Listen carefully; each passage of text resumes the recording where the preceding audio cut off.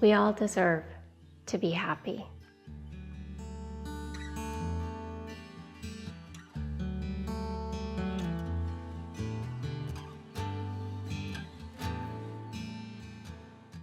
I wish that I could sit here and tell you that I've always been happy. But in truth, happiness that I experience in my life has kind of been fleeting. And it's not that I've been miserable. It's only that the feelings of stress, being overwhelmed, anxiety, fear, disappointment, those have been the prevalent feelings in my life. In the years past, I really believed that my happiness was contingent upon good experiences happening to me. And because I thought this way, I gave up control of my own happiness. And instead, I was just a victim of circumstances.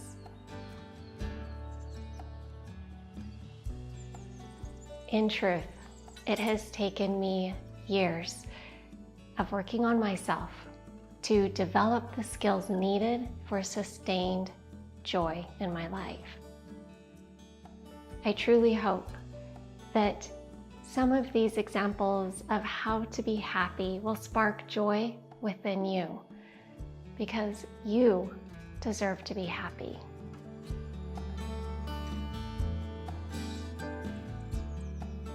Happiness cannot be traveled to, owned, worn, or consumed. Happiness is the spiritual experience of living every minute with love, grace, and gratitude.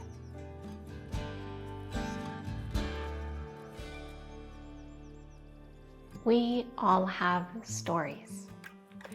These stories are the ones we tell ourselves, which may include our childhood upbringing, our strengths, our weaknesses, things that have happened to us in our life.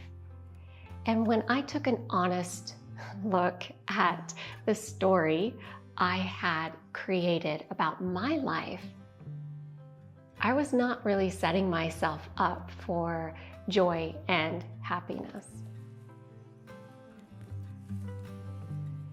I had painted a picture of a lot of things that held me back. Childhood trauma, unfair life circumstances, things I wasn't good at. I had built a case using my story of why I wasn't happy. I used the story I told myself to justify my negative feelings. In order to be happy, I needed to start by changing the narrative I had built for myself. And it's not pretending like things didn't happen in my life, but rather looking at these things through a different lens. My childhood trauma prepared me to be an exceptionally loving mom. And the things that happened in my life were not happening to me, but for me. And my so-called weaknesses didn't hold me back, but instead they helped me be more compassionate. I now have a narrative that doesn't hold me back. It empowers me and lifts me up. When you change your story, you will change your life.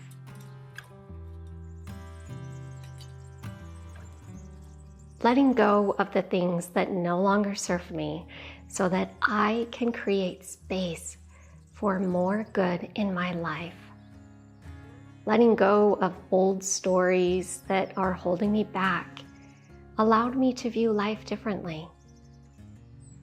Letting go of toxic relationships so that I have time to cultivate healthy ones.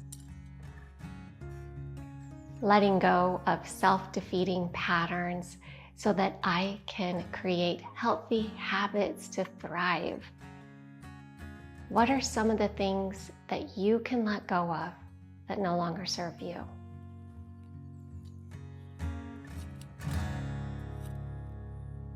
Negativity is a dark cloud that blocks out all light. Unfortunately, none of us are immune to the effects of negativity in our lives. Guard your mind from negativity because it is such a powerful force. I'm a highly sensitive person, and because of this, I feel negativity very strongly. It could be the news, a negative person. It could be something sad that has happened to me or that I've witnessed, or a disagreement, and it will send me on a downward emotional spiral.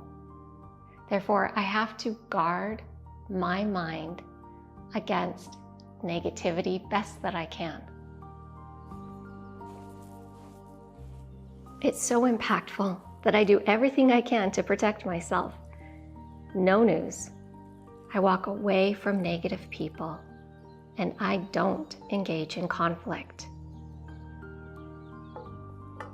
Nothing good comes from negativity in your life. Make peace the priority.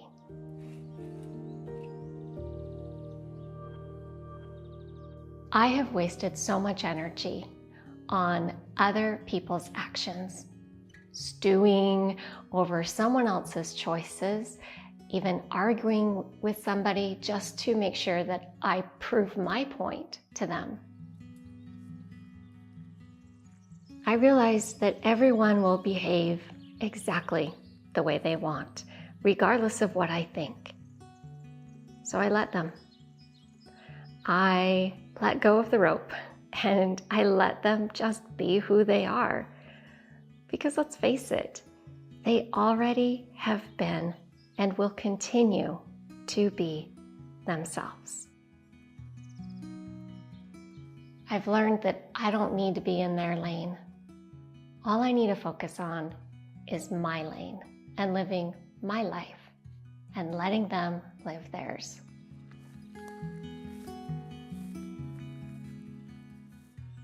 Happiness depends on ourselves.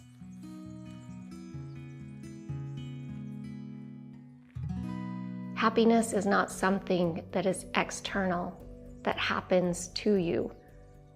Happiness is a choice. Regardless of what life throws at me, I choose how I feel about it. No one and nothing can make me feel unhappy unless I allow it to. And so every minute of every day, I choose to be happy, and so can you.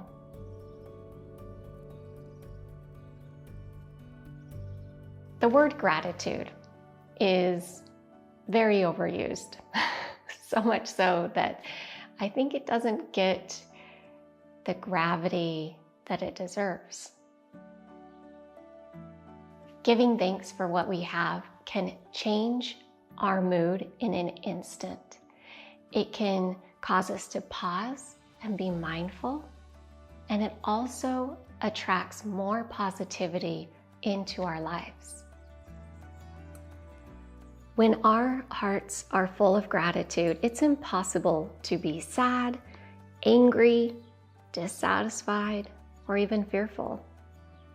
It is the magic fairy dust that soothes our soul, the rose-colored lenses that turn what we have into the perfect amount. Just notice how you feel when you pause and appreciate what life has to offer.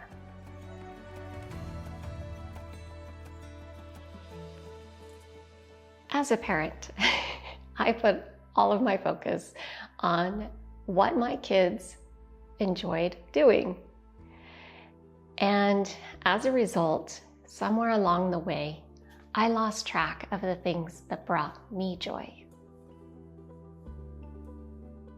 in order to reconnect with myself, I had to reacquaint myself with the things that I actually liked to do. At first, I was at a loss, but through sampling new experiences, I rediscovered who I was. Turns out, when I do things that bring me joy, I'm not only happier, I feel whole, authentic, and playful. Discover the things that bring you joy, and you'll find your inner child.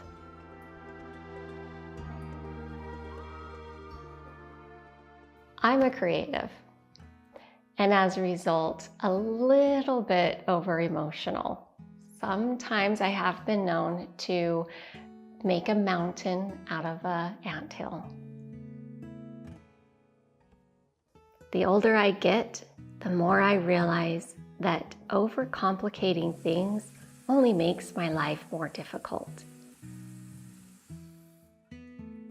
It takes constant effort to go against years of deeply entrenched habits, but the effort is worth it. By taking things at face value, not reading more into it than is necessary, and not overreacting, life is much easier. Keep it simple. Dinner is just dinner. Work is just work. And the to-do list is nothing more than some things listed on a piece of paper.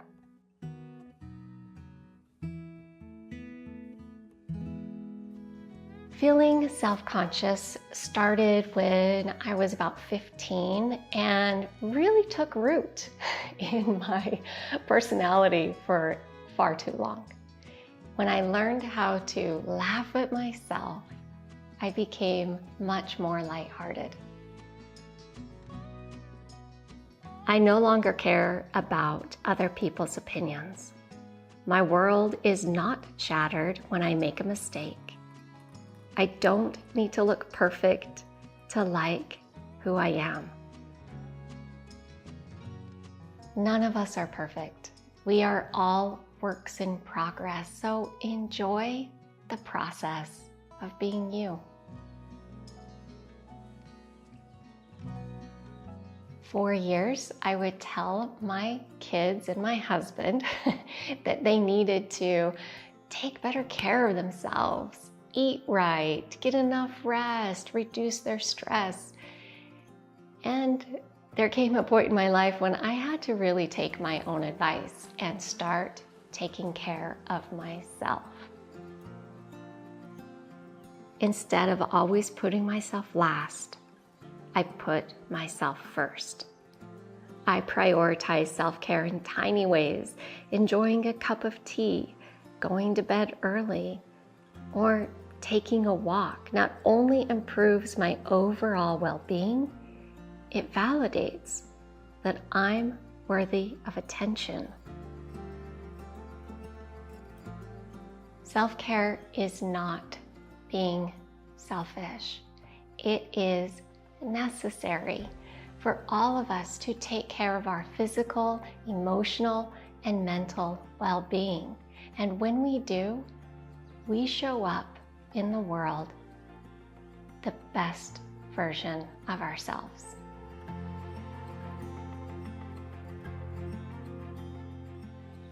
I truly hope that some of these happiness tips will bring lightness to your heart and fill your days with joy. Have a beautiful day, my friends.